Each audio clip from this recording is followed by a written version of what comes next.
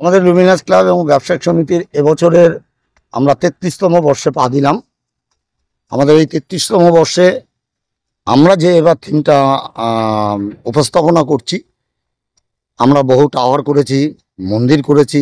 আমরা বিগত দিনে আমরা সারা ওয়েস্ট বেঙ্গল তথা ভারতবর্ষের কাছে আমরা যে উপহার দিয়েছি যেসব কাজ, আমরা এবছর আমরা প্যাগোডা টাইপের রেখেছি, যেটা মায়ানমারের সিংভূম প্যাগোডা।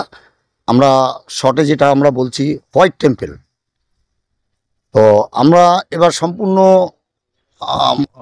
মন্দিরটি আমরা চাইছি ফাইবারের মধ্যে আমরা করতে, এবং ভেতরে আমরা হস্তশিল্পের মধ্যে কাজ করব। যে ফাইবার দ্বারা নিখুঁত যেসব মন্দিরের চূড়াটুড়োগুলো আছে আমরা সেগুলো রাখার ব্যবস্থা রাখছি। আমাদের প্যান্ডেলের চওড়া এবং উচ্চতা প্রতিবারের ন্যায় যেরকম থাকে আমরা সেইভাবেই চিন্তাভাবনা আছে। আজকে আমরা শুভ সূচনার মাধ্যমে আরম্ভ করছি। এই শুভ সূচনা শুরু করে আমরা আমাদের কর্মযোগ্য কাল থেকে ফাইনালি শুরু করব। এটা আমার লুমিনাস ক্লাবের পক্ষ থেকে বুদ্ধ পূর্ণিমা অর্থাৎ আজকের দিনটা বেছে নেওয়া হচ্ছে, কারণ প্রতিবার আমরা বুদ্ধ পূর্ণিমাতে খুঁটি পুজোটা করি।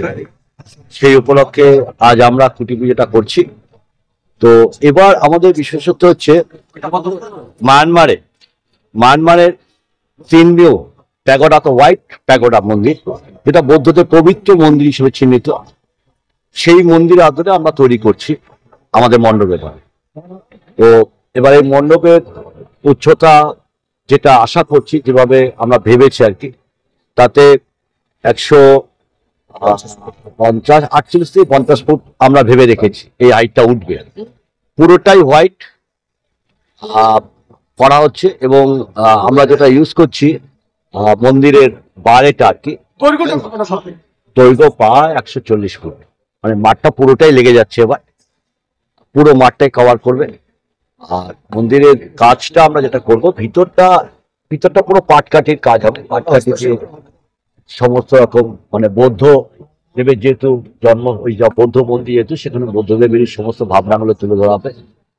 আর একটা যেটা করা হবে সেটা বাইরে আমরা যেটা করবো সেটা হচ্ছে যে আমরা যেটা ভেবেছি আর যে এখনো পর্যন্ত যেটা কথা হয়েছে সেটা হচ্ছে যে মন্দিরের ফাইবারের কাজ করা হবে পুরোটাই। মন্দিরটা পুরোটাই হোয়াইট যেটা করা হবে সেটা পুরোটাই ফাইবার দিয়ে আমরা তৈরি করবো। এখনো পর্যন্ত এটাই ভাবনা আছে। এবার 133তম মানে 33তম বর্ষ আমরা করছি। আমাদের পুজো 33তম বর্ষে পা দিয়েছে। তো খুব স্বাভাবিক গতবার যেভাবে আমরা গতবারই বলেছিলাম যে গতবার আমরা বৌদ্ধ মন্দিরই করেছিলাম। তো এটা মনে যেটা বৈশিষ্ট্য হচ্ছে প্যান্ডেলের উচ্চতা, মানে উচ্চতাটাকে আমাদের রাখতে হয়। তো দূর দূরান্ত থেকে মানুষ আছেন। তো আশা করছি এবারও গতবারের মতন আমরা সাড়া পাবো, এবং প্রশাসনিক সমস্ত স্তর থেকে যা যা নিয়ম আছে সেই নিয়মগুলো আমরা মান্যতা দিয়ে, সরকারি যে নিয়ম আছে সেই নিয়মের মধ্যে থেকে আমাদের এবার মণ্ডপ আমরা কাজ করব। তো লাইক প্রতিমার যেটা হচ্ছে আমাদের তো সেনকো গহনা পড়াবে মাকে, যেটা কথা 3 বছর এবার লাস্ট ইয়ার সেনকো মায়ের গায়ে গহনা যাবে, এবং সেটা হচ্ছে প্রতিমা যেটা একটা আছে এবার একটু আর্টিস্টিক নিয়ে আসা হচ্ছে মাকে, মানে একটু আর্টের মধ্যে কাজটা করা হবে।